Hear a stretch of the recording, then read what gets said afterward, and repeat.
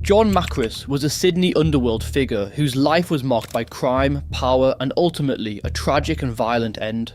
His rise in the Australian criminal world, his involvement in drug trafficking, and his connections to organised crime made him a target for enemies. After moving to Greece, he attempted to reinvent himself, but was assassinated in a professional hit outside his Athens home in 2018.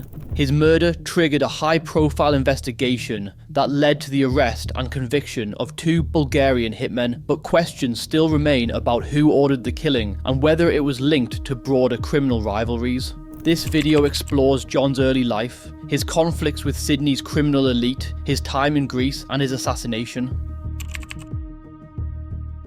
Jon Macris was born in 1972 into a Greek-Australian family. Growing up in Sydney's affluent northern suburbs, he had a privileged upbringing but became entangled in organised crime from a young age. In the late 2000s, John entered the nightclub scene, partnering with notorious gangster Todd O'Connor in running the Good Bar nightclub on Oxford Street. Even though O'Connor's life would come to a tragic end in 2008, a grim reflection of the violence that surrounded the world they were part of, John dreamed of expanding his reach, eyeing the bustling King's Cross district, long a centre for crime and nightlife in Sydney. However, John's criminal activities went far beyond his nightlife ventures. Not only did he allegedly had a connection to the Comanchero motorcycle club, but in 2005 he was jailed for 2 years and 3 months after being convicted of supplying a commercial quantity of drugs and handling suspected stolen goods. During a police raid, drugs were found in a Versace tin in his Surrey Hills apartment. John was not the only member of his family known to law enforcement. His father, John Macris, was arrested in 2011 after being caught with 50 kilograms of amphetamine oil, enough to produce millions of dollars worth of the drug, ice. The seizure occurred in his Ford Falcon station wagon and at his Central Coast property, leading to his $2.1 million bail. Stelios was initially charged, but later acquitted in 2014 when his son, Alex Macris, revealed that he had duped their father into transporting the drugs without his knowledge. Alex, who admitted his role in the crime, avoided punishment after providing evidence that incriminated him, receiving immunity from prosecution in exchange. Despite his criminal record, John Macris became a minor celebrity in Australia, largely due to his high-profile relationship with socialite Roxy Yurchenko, who ran the public relations firm Sweaty Betty PR. However, it was his long-running feud with the Ibrahim family, one of the most powerful and influential crime families in Sydney, that truly thrust him into the spotlight. Just quickly, if you're enjoying this video so far and want more content from the Australian underworld, please consider subscribing and liking this video. It really helps me out and helps the channel grow. Before their public fallout, John Macris and the Ibrahim family, specifically John Ibrahim, were business partners, both involved in the nightclub scene in Sydney's King Cross area. Their relationship, however, started to deteriorate around 2007, when a business dispute or tensions likely arose between them. While the exact reasons for their falling out aren't fully clear, it was speculated that the reasons could have involved disagreements over control, money, or different visions for the future of their enterprises. 2 years after their fallout, in June 2009, the tensions between John Macris and the Ibrahim family escalated dramatically when Fadi Ibrahim, the younger brother of John Ibrahim, was shot 5 times while sitting in his Lamborghini outside his home in Castle Cove. Fadi was left in a coma for several weeks, and his girlfriend, now wife, Shada Ibrahim, was also injured in the attack, shot in the thigh. The immediate question that arose was who was responsible for this brutal attack, and some members of the Ibrahim family, including Fadi and his brother Michael, immediately suspected John Macris of orchestrating the shooting. This suspicion was based on a series of events, particularly a fight at the Ivy nightclub 2 weeks before the shooting. According to witnesses, Fadi had punched out John Macris' brother, Alex, during a confrontation. This altercation between the Ibrahim brothers and the Macris family added fuel to the already simmering tensions between the two families. The suspicion that the John Macris family was behind the attack on Fadi led to a desire for revenge.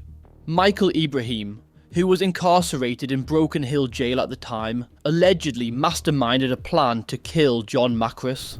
Using a smuggled mobile phone and coded messages, Michael enlisted an associate, Rodney Atkinson, to carry out the murder. Fearing a possible reprisal, police raided Atkinson's home on September 2009. During the raid, police found a variety of incriminating items, including a .22 caliber pistol in the kitchen cupboard, a .45 caliber pistol in his bedroom, a bulletproof vest, photos of John Macris and his license plate numbers, a New South Wales police badge, a Ruger rifle with a silencer, as well as heroin and steroids. Despite the overwhelming evidence, Atkinson denied any plans to kill Macris. He claimed that he was only intending to grab Macris, take his drugs and cash, and not commit murder. When questioned about the items found in his possession, Atkinson remained silent, offering a no-comment response. In 2013, a jury acquitted Michael Ibrahim and Rodney Atkinson of conspiracy to murder charges. The prosecution had a difficult time securing a conviction because it lacked direct evidence of the men explicitly plotting to kill John Macris.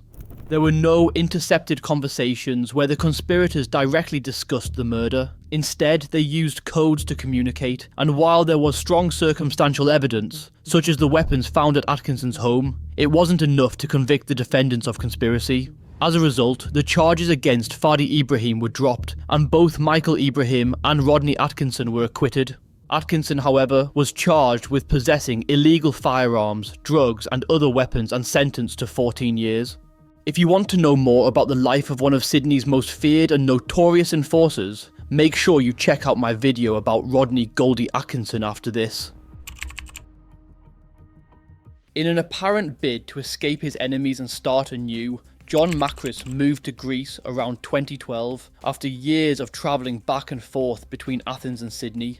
Here, known by the nickname Australos, meaning the Australian in Greek, he sought to rebuild his life in Athens, apparently distancing himself from his underworld connections.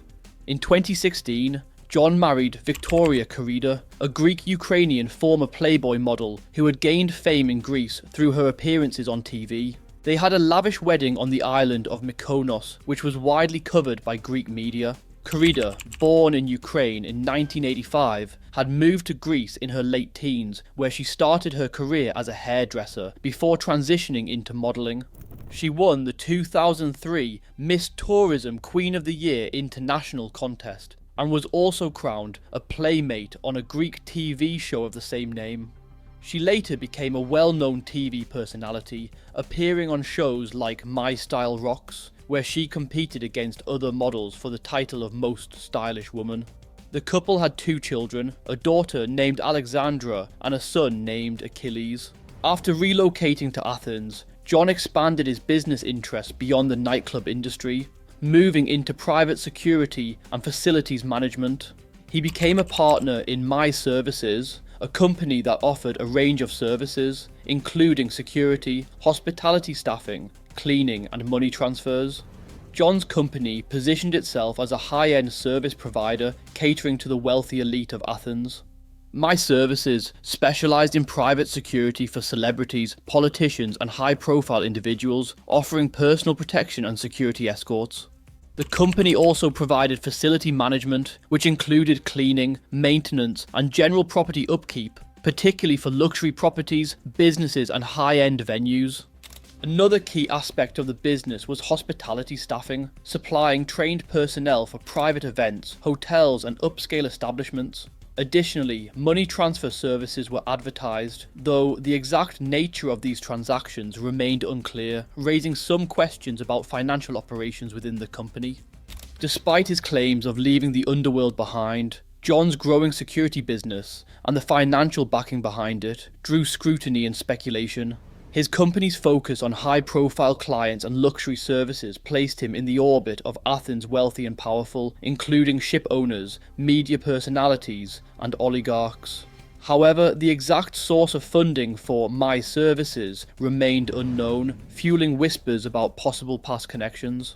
Despite Jon's efforts to build a respectable business and new life in Greece, his past seemed to catch up with him, and he probably knew it. In the months leading up to his death, Jon had reportedly increased security around himself and his home, suggesting concerns over potential threats. His heavily secured 4-story villa in Voula had surveillance cameras and private security patrols, yet it wasn't enough. On the night of October 31st, 2018, Jon was ambushed and murdered outside his home in the Panorama area of Voula.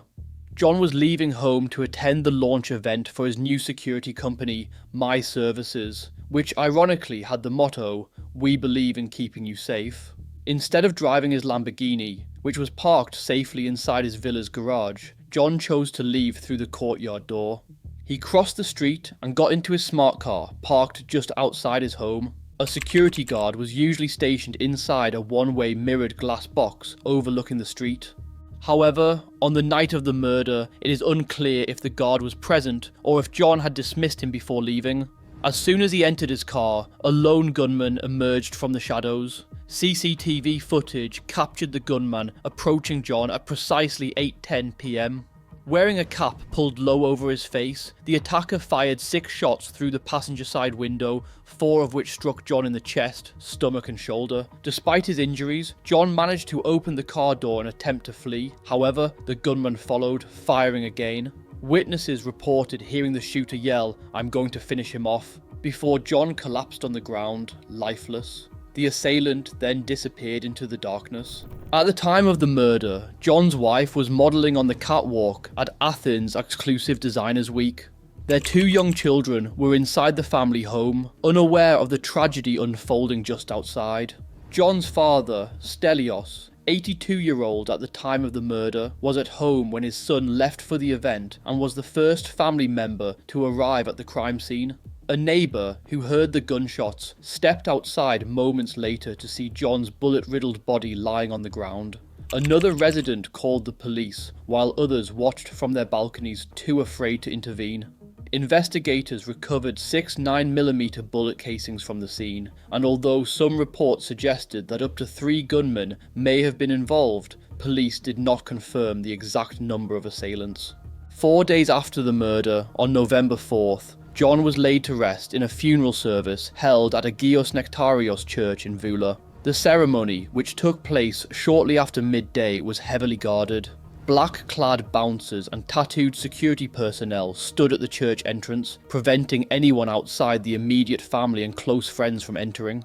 No funeral wreaths, eulogies or death notices were permitted, in line with the family's wishes. Jon's widow was visibly distraught at the ceremony, clutching her 6-year-old daughter's hand while being comforted by relatives and friends. Her mother-in-law collapsed outside the church, unable to cope with the grief. A single white carnation wreath was left at the entrance to the church, serving as a quiet memorial to the slain businessman. After the brief and private service, mourners quickly left the site. It was later confirmed that Jon's body would be flown back to Sydney for burial, though logistical details remained uncertain. Following the murder, Victoria Carida reportedly went into hiding with her 2 children. She deleted her social media accounts and avoided public appearances, devastated by both the loss of her husband and the revelations about his alleged criminal past. Friends and acquaintances claimed that Carida had no knowledge of Jon's underworld ties, believing they had lived a peaceful and normal life together.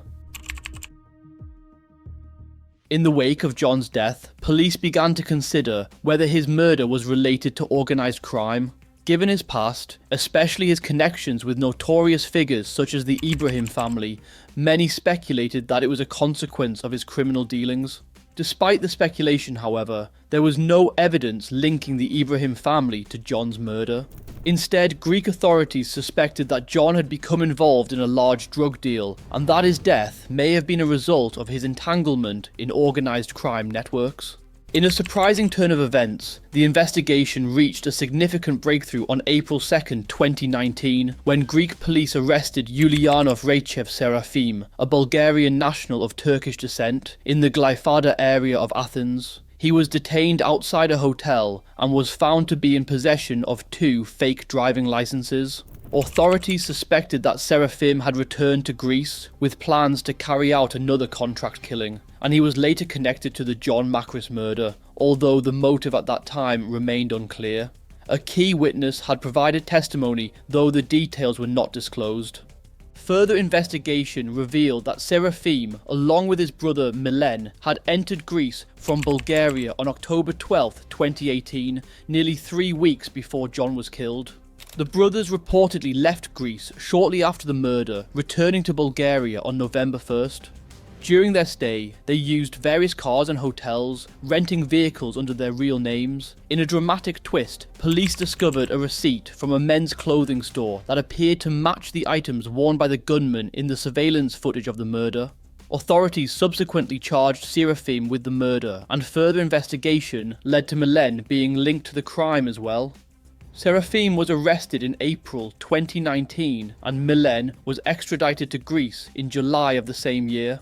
The trial began in July 2020, with both brothers facing charges related to the cold-blooded execution of Jon. The prosecution presented 19 witnesses, and there was strong evidence in the form of CCTV footage and testimonies. The defense, however, argued that the brothers were innocent, claiming that they were simply tourists and had no involvement in the murder. They also suggested that professional killers would never be so reckless as to use their own names when booking hotels or renting cars. Despite the defence's claims, Jon's widow tearfully identified Seraphim as the man in the CCTV footage, citing his distinctive ponytail. In September 2020, the Athens court delivered its verdict. Seraphim was found guilty of first-degree murder and sentenced to 18 years in prison. His brother, Milen, was found guilty of being the getaway driver, and he was initially sentenced to 10 years. However, Milen's sentence was subject to the possibility of being reduced to 3 years with parole. While Seraphim's conviction was upheld, Milen Rachev's case took a dramatic turn in April 2023. An appeal court overturned Milen's original conviction, acquitting him of the charges related to his involvement in the murder. The court ruled in favour of reasonable doubt, with the judge citing the inexperience of the original jury in making their decision. Seraphim's conviction, however, stood, and he continues to serve his 18-year sentence. Despite the sentencing, the mystery surrounding who ultimately orchestrated the killing of John Macris remains unsolved. Some sources believe that the murder may have been part of a broader criminal power struggle, but without direct evidence tying the killers to a specific boss or mastermind, it remains purely speculative. During the same period as Jon Macris' murder, several other notable figures in Greece were also targeted in a series of violent incidents. One of the most notable was the car bombing targeting former Comanchero boss Jay Malkoun on March 1st, 2019. Jay survived the attack, which took place outside the mega gym in Glyfada, Athens, an area that had links to both Jay and Jon. 1 year before this accident, a store owned by a wealthy Greek family with connection to Jay was firebombed. This suggests that Jay may have been a target as part of a wider conflict.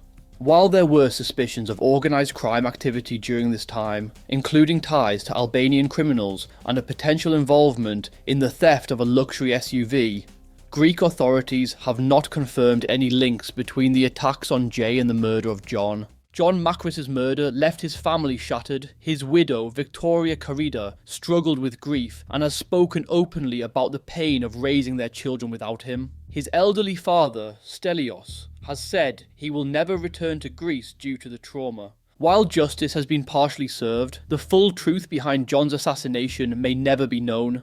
His murder stands as a grim reminder of the perils of a life entangled in organised crime, and the devastation it leaves behind for the families of those involved. This brings us to the end of the case. If you've made it this far, thank you so much for watching.